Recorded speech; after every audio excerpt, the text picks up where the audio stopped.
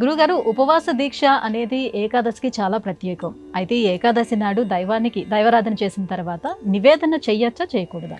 ఏకాదశికి సంబంధించి నివేదన మనం అనుసరించే ధర్మాన్ని ఆధారం చేసుకుని ఉంటుంది.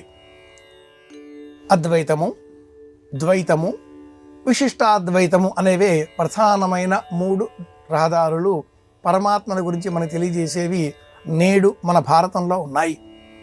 అద్వైత ధర్మాన్ని పాటించేవారు ఏకాదశి వ్రతాన్ని అంతగా అనుసరించరు, ఉపవాసం ఉంటారు.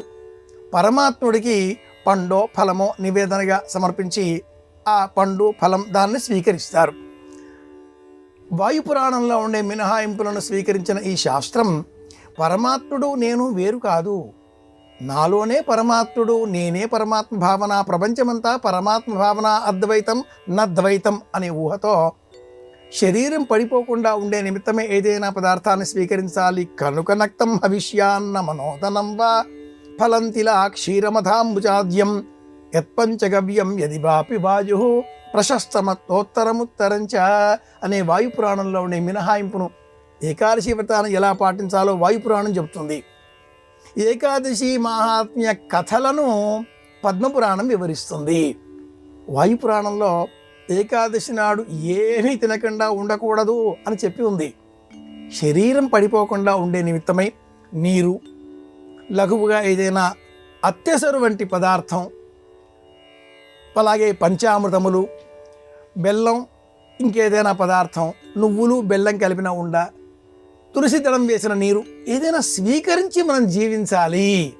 శరీరమాద్యం ఖలు ధర్మ సాధనం. కనుక అద్వైత మార్గాన్ని పాటించేవారు ఏ పండు తింటారో అది నివేదనగా సమర్పిస్తారు.